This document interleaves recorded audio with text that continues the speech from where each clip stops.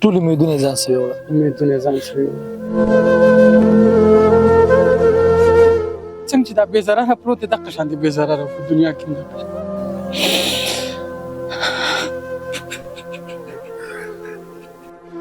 زما ګول دی بس هغه ګول به چې کوم او ګول یې چې وکړ دی زه وایم چې کاش دغه دا یوه اخري مسج راته نه وکړې چې دا ځان لري پرېښود په معاشره کې ظلم او ناانصافي شروع شي که نه هر کس له پکار دی چې سیاست ته راشي ما سوا د دوو کسانو خود غرضه او بزدله. السلام علیکم.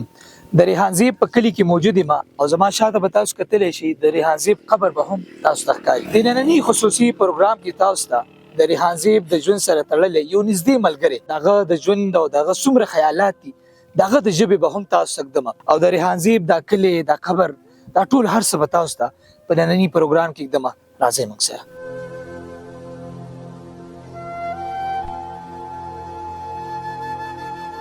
په امریکا کې اډمیشن شو او دا به ویل مړه ویل احساس چې څه امریکې ته لاړ شم نو باجوړ دا ځوانان بس دا خو ویل زه د هغه امید یم نو نن خو دا ځوانان نه دي که نه دا نن څومره ورځ د هغه دی خلک هلته کور کې قبر ته او ټول باجوړ خفه دی پریشان نه دی پښتونخوا پاکستان دنیا پې خفه ده دنیا پې خفه ده.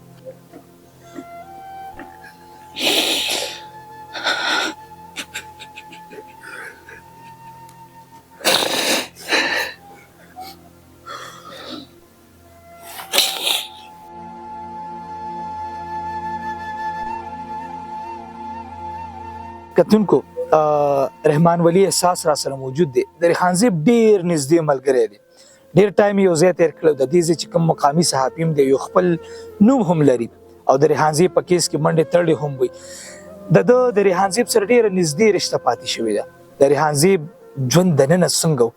هغه په ښکاره سو دا کیسه به راته رحمان ولی احساس کوي. رحمان ولی احساس زه ستاسو ډیره شکریا ادا کوم واقعي چې دا غم ډیر زیات دروند دی که موږ هر څومره کوشش وکړو دا غم موږ نشو هېرولی خو تاسو دا خبر واورېدو یقین هم راتلو چې مطلب داسې پیښه راتلی شي موږ سره. ډېر مننه ارشد صاحب. لاول خو دا ده چې زه بلکل د خبرو توان نه لرم او یقین خو زه هم چې لکه دا 10 ورځې تېرې شو چې 10 کاله هم تېر شي زما یقین نه راځي. زه چې د شپې وده شم خوب خو نه راځي خو چې ګولۍ وخورم وده شم یو دم راپاڅېدم هغه به ماته یو خبره کوله ویل احساسه جلد ځان ریډي که راپاڅوې هغه په یوه منډه کې و. بیا د ژوند 10 کاله ما هغه په یو ځای په یوه کمره کې په یوه نږدې پاتې شوي وو که نه نو د هغه به زه تا ته کم یاد ووایم بس هغه یو سوچ و یو تحریک و هغه صرف یو ریحان زیب نه و یا ریحان زیب یو سړی نه و د هغه څه یو غم و یو درد و لالانده انسان و لالانده شپه و ورځ لالانده موږ هم د ځان سره لالانده کړي دا ډېر ملګري د هغه ولاړ دي دوی هم د ځان سره لالانده کړي نه به یې شپه کتله نه به یې ورځ کتله د فاټا په تحریک کې د سټوډنټانو په مسله کې د فاټا بلوچستان په سکالرشپ کې په میډیکل کوټه کې د هغه نه علاوه چې کومه دی د هغه انضمام کې بیا چې کله پی ټي آی ګورنمنټ راغلی دا د هغه خپل ګورنمنټ خلاف راولګېده او دا ویل چې یاره یو سړی په غریبۍ کې چې د هغه پلار دیاړي کوي غټ بلاکونه او سیمنټ چوتوي ټاټکۍ چوتوي هغه په خپل بچي سبق وایي او د هغه بچی د دې توان ولري چې سرکاري نوکري وکړو د هغه نه منتخب غړی 10 لک او 20 لک روپۍ وغواړي نو دا سیستم به بدل سیاست سره د شوق سر څنګه پیدا شو؟ چې کله موږ 2014 کې اسلام آباد ته لاړو نو ما جرنالیزم کو د واټر ریسورس اینډ منیجمنټ کې دا په فاټا بلوچستان سکالرشپ باندې وشو پر ایرډ اګریکلچر یونیورسيټي راولپنډي کې کنه نو دا په خپل دغه کې ډېر زیات متحرک وو خپل چې کوم فیلډ وو په هغه کې څه پروجیکټ یو ان جی او هم جوړه کړه د رواب په نوم باندې په هغه کې هلې ځلې مو کړې هغه به ویل یاره احساس زه د دې انجینرینګ دپاره نه یم جوړ د وخت نه یو کریټیو غونتی وو سوشل ورکر وو سوشل اکټیویټیز به کول بل دا چې ایم پی ایز له به اکثر تقریرونه هم لیکل که نه د وخت نه داسې کریټیو غونتی وو سیاستو سره ښه وخو ما ته ویل راځه چې لاړ شو پارلیمنټ ووینو د لرې نه به م پارلیمنټ ولیده اکثر به پارلیمنت په مخ باندې تیر شو موږ خوشاله شو هغه ویل ما ویل دي کې تاسو لیدل ویل دا پارلیمنت دی دا سپریم کورټ دی دا لاجز دي کنه اسی به لیدل ډیر د خوشاله ده به د فاټ خان هم ډیر متاثر وکړ عمران خان هغه د عمران خان په دې باندې متاثر وکړ هغه اکثر به لکه سټوډنټ لایف کې زما افیلیشن چې کومونه دا د پښتون کونسل سایډ ته عوامي نېشنل پارټي سایډ ته زه یو نېشنلیست نو هغه به ماته ویل راځه د عمران خان تقریر د باندې واورم سپیچ به راته دغه ولګو اکثر یا به جلسې له بوت ماته زده کړه لیکچر دی ماته ویل دا د عمران خان تقریر نه دا لیکچر واوره لیکچر واره په دې کې زده کړه هغه به ایون دا چې خپل انګلیش د مضبوطېدو لپاره به هغه د عمران خان سپیچ اوریدو هغه به ویل ما ته ویل چې زه سیاست ته په یوه خبره باندې رالم او هغه د عمران خان یوه خبره وه ویل عمران خان وایي چې کله په معاشره کې ظلم او ناانصافي شروع شي که نه نو هر کس له پکار دی چې سیاست ته راشي ما سوا د دوو کسانو خودغرضه او بزدله دا به نه راسي او هغه په ځان کې دا دوه خبرې دومره عملي کړې وي چې هغه نه خودغرضه نه بزدله دا احساس دارته وای د شپږ نه زیات فایاري په هغه باندې وشول جیلونو ته ویوړو تیمرګر جیل ته لاړې ټارچر شو دا سر دغه ټکېدلی و چې کله تیمرګر د جیل نه ما هغه راویست هغه دا سر ټکېدلی هسپتال کې مې داخل کړ خو هغه بزدله نه و خودغرضه نه و د ځان علم کې خلکو ولر کور ته روپۍ راوړي زما په تروی ولې د خپلې زه حلفن دا قسم خورم چې زما په ترو باندې دغه خبره شوې ده خو هغه ویل چې نه قوم نه خرڅوم ورګه کنه مال جامع خلک کوي سیدونه نو زکه وسدال ول کپڑے لا لکې واسکټ مې د خانان په شان جوړ مې دی گاډي راته ولاړ دي پردي دي زما د خټو کور دی ارڅ را دشته دي زولي خرشم زما ست ضرورت دي گاډي خو ماته ولاړ دي ای وندا چې په دې اخیره کې پسې زه یو کاندیدټ ولې ګلم چې تاسو خبره وکړه ما ته دغه قصې نه 2 ورځې مخکې مو خبره وکړه هغه چې دا ځوانانو د امیدونو وایي څنګه خاورې واچول بس یو زیرک انسان پارس کې به فکر او سوچ د دې نور خلکو نه ډیر زیات متحرک او ډیر بدلو او ایون دا چې هغه په باجوړ کې لاول یو ته باجوړ جوړ کو بیا د باجوړ خلکو ته خودو دا 2008 کې دلته کړکېچن حالات تیر شو ترګری تیر شو دا سیمو ته خلک نه راته ویل دلته بدامنی ده مرګونه دي اگر ولګي د یو ته باجوړ نه د ایکسپلور بیوټي باجوړ په نوم باندې هغه یو مهم سٹارټ کو او هغه کمپاین هغه په خپل روپو باندې کو زما د په الله قسم چې 2500 روپے په هغه باندې د فلیکسونو وسم قرض دغه کمپاین دنیا ته باجوړ وخود او دومره زبردست ویډیوګرافي هغه کوله هغه یو ټیکنیکل کار ایډیټینګ مې په خپل کو فوټوګرافي به هم کوله انټرویو به هم جوړول ډېر ټیکنیکل ماته ویل احساس کوزه سیاستدان نه ونو زه صحافي هغه اکثر دا خبر نو ډېر بدل غونتی دا دغه ژوند ډېر لنډ تنګ ژوند وس په دې اخیری ورځو کې تاسو سره خبرې کړو پلان سو اخیری پلان سره ډسکشن به ډېر کېدو په دې اخیره کې اکثر چې کله مونږه ټیکټ ماته وی چې هر ټیکټ په سره سره ما باندې خلکو ډېر نیوکم کولې انکه داغه د وجنه ما فیارم شو زما یو جاب وغم نه لاړې ما تاسو مرات وغم نه لاړ خو ما ویل مرګرتیا کې دا راځي کنه دا زما د پاره خبره نه ده بیا په دې اخیره کې راته وی چې اوس لاړ شه زو د ټیکټ په دور کې راسته منډه تر لوکه الان کې زه دغه پروپوزل مو په الیکشن کې تجویز کنن دی زه موضوع اسلام آباد کې یو ان ډی پی ټریننګ شروع او په قورز باندې د دې اخیری ورځ و د سکروټنی د اسلام آباد نه راوستم بیرته ما خام اسلام آباد ته وته خو ما ویل پرې د ملګری دی چې کار سکیږي اخیری مو سړي منډه تر لوکلو بیا په اخیره ورځ سکیورټی ټیکټونه تقسیمېدل په مردان کې پر شک کې مونږ ناس کباب په وختي مو تاسو دا قصه کوي او چې کلم کباب ډیر خوشاله ماته ویل تا د مردان د کباب صفات کو د خو واقع ډیر خوري په دغه وخت فیصله را دی ټیکټ منګه مو جوړل غم خپاو ډیر دغه یو سټرګل یو کوشش ډیر خپاو به ماته ویل چې و می غزا په مردان کې ملکان چوک یو ځای بځ کې مو وګرځم شپه مال توکل په دغه کې بس بیا چې رکل را ویل چې اوس په څه کوم ویل دا سټرګل خو نه پرېږدم دا آزاد نه ودرې بیا ما سپورټ کو بیا په اخره کې ماته یو میسج وکړ زه د الیکشن رپورټینګ کې 92 لو د نیوز لما کنټیکټ وشو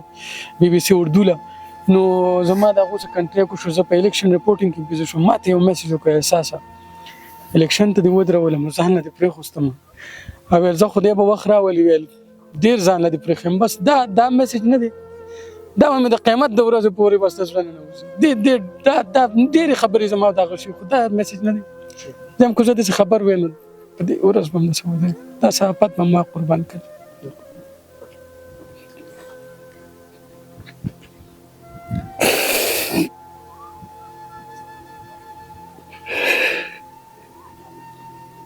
زه وایم چې کاش دغه دا یوه اخري میسج یې راته نه وای کړی چې دا ځان نه دې پرېښودم. اخري خبرې وې دا تاسو دا یې راته اخري میسج وکړ ځان نه دې پرېښوستم دا زما خو دا مقصد و چې ته به زما سره دلته ناست یې زما سره به الیکشن کې منډې ترلې وې دا صحافت به هم ته قربان کړې دا خو خپل صحافت را شروع کړی دی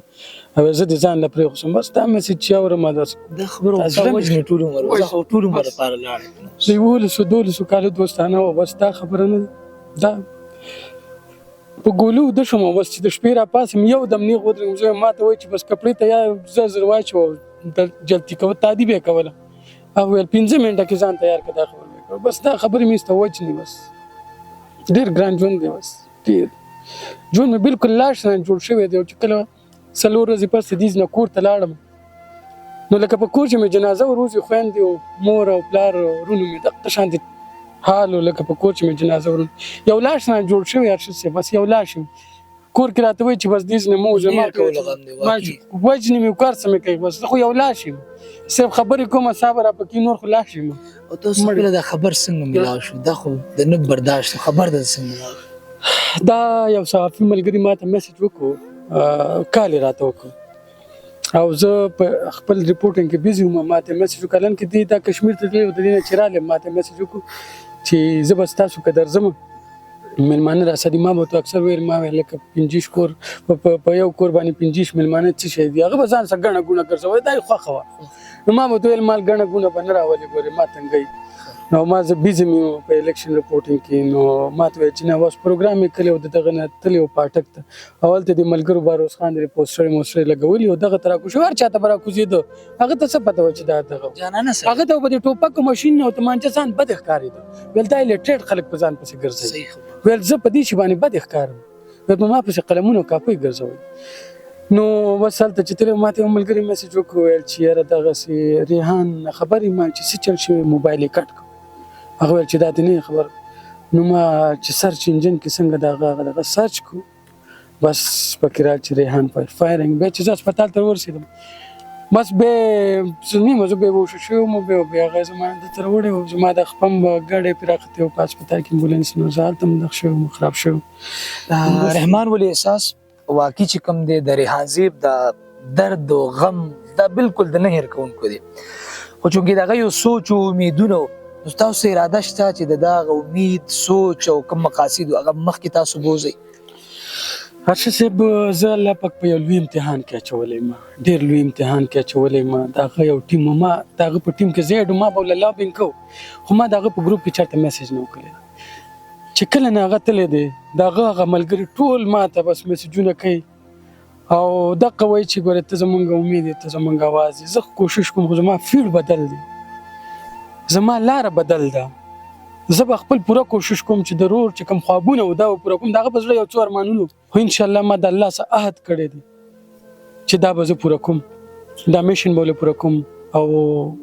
د هغه ماشاءالله د خپل فیملي نم یو ورور دوه دي او ملګري مو سره کلک ولاړ دي انشاءالله چې دا میشن ستاسو اراده شته پالیټکس کې چې راشي او دغه کرسۍ سنبال کړي دغه ځای خو واقعي چې کوم څوک یې نشي نیولی نه پوره کولی شي او کم از کم هغه مقصد مخکې بوځي او راتلونکي کوم الیکشن دی په هغې کې دغه سوچ چې کوم دی خپل کوي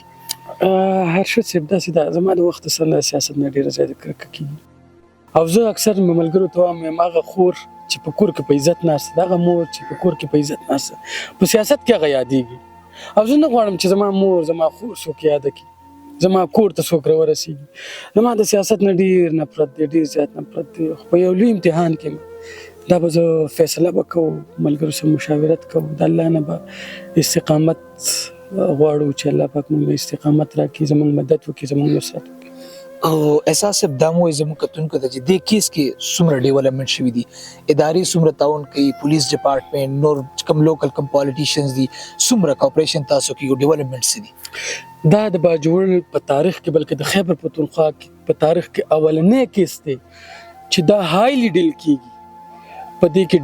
GIT جوړه شوې ده، په دې کې زمونږ لوکل لیډرشپ، لوکل کمیونټي، لوکل یوت ډېر زیات کوآپریشن کوي او په دې کې وخت په وخت باندې پیشرفت کیږي. نوي هم پکې داسې څه دغه شوی دی، خو مونږ غواړو، زمونږ ډېر لوی امید دی او زمونږ 1 پوینټ ایجنډا او ډیمانډ دغه دی چې مونږ ته انصاف ملاو شي، قاتلان گرفتار شي، د ریحان زیب نه د چا سره دښمني و نه د چا خلاف بد کړي او نه داسې څه کړي چې کله نه د سیاست شروع کړي زه ورسېم نو زما په مخ کې ته هغه به کور کې خبره نه کوله، ماته به کوله، ماته به چې زما استاد چې کومه خبره ده زما ورونو ته نه کوي، زما پلار ته به نه کوي، زما تر زامنو ته به زما ته به داسې خبره کوم، ماته د تریټ خبرې نه دي کوي. نو مونږ ډېر پر امید یو زمونږ دغه 1 پوینټ ایجنډا ده. د دې نه علاوه زه ستاسو د میډیا په وساتت باندې د کور کمانډر نه، د وزیر اعلی نه او چې کوم نگران وزیر اعظم دی دغه نه غوښتنه کوم چې ریحان زیب له تمغه امتیاز هم ورکړي. هغه د دې ملک بچو، د دې قام بچو، په انټرنیشنل لیول په پاکستان نمائندګي کړې و. دغه یو خواب چې د یوت لپاره زه داسې اکیډمي جوړ کړم، کالج جوړ کړم، سکول جوړ کړم، چونکه هغه وسلاړې مونږ به هم کوشش کوو حکومت له پکاره چې دغه په نوم باندې یو داسې یوت اکیډمي جوړه کړي چې ایجوکیشن لیول باندې او داغه نه علاوه چې کوم دي نو شهدا پیکج هغه فیملی ډیر زیات دغه دي نو چې شهدا پیکج رحمان ولې احساس دا کم چې مقابله کې کم سیاست ته کسان ولاړو نو اغي څومره کوپریشن کوي تاسو سره راضي او په دې کیس کې څومره هیلپ کوي تاسو سره؟ غم او درد خو زموږ د ټولو یو دی، د ټول باجوړ یو دی، هغه مخالف فریق ولې نو د ټولو یو دی، کوپریشن کوي، لګیام دي، د انتظامیه سم کوپریشن کوي. نو خدای دې وکړي چې د قاتلان معلوم شي، دا خو به موږ ته پته لګي رستو چې د قاتلان څوک دي، ولې دا کار وکړي. صحیح ده. او دا خلک چې کوم دی روزانه هم دلته کې داسې راځي دی قبر ته بس دا جړه پریا دي، واړم خپه غټم خپه. په باجوړ کې یو زیارت غټ زیارت پارنګ کې او زم دویم زیارت دا جوړ شوی دا د ځوانانو یو پیرو، ځوانان د دې مریدان دي، مریدان پتنګان یو وخت د سر نه به خلکو به سلپینې سي چې کوم ځکه به غټ غټ پالیټیشن ولاړو، غټ غټ سیاستمدار به ولاړو. ایون دا چې د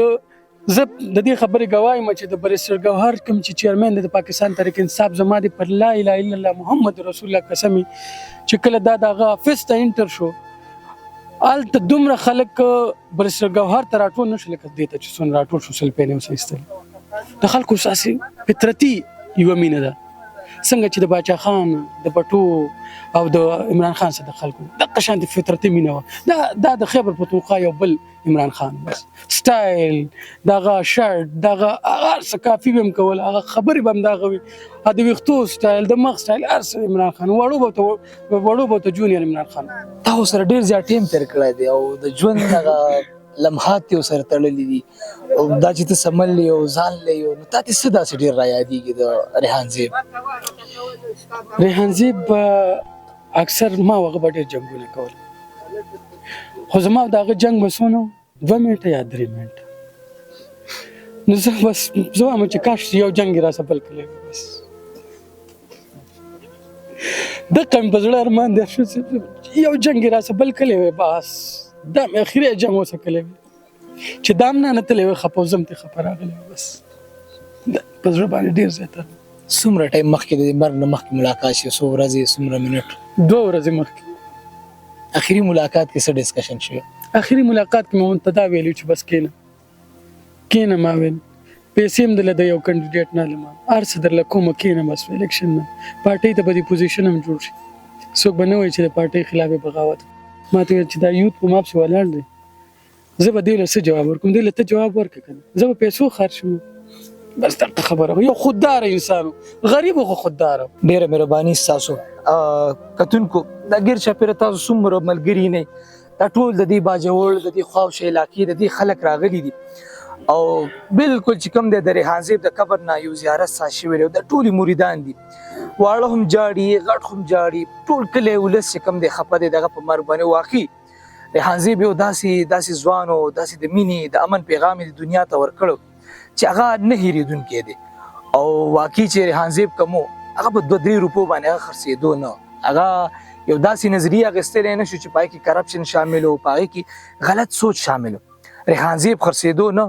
نو ریحان زیب د ټول عمر دپاره د مرګ په خوب وده کو. الله دې وکړي چې زموږ داسې ځوانان کله راوټوکېږي او د دې پښتنو د دې ځای د امن خبرې کوي، دا اواز دنیا ته ږدي چې زموږ راتلونکی یو نوی ځوان هغه د داسې مرګ کار نه شي. دا زموږ دعا ده. نننۍ خپرونه کې زه ستاسو نه اجازت غواړم. د الله په امان.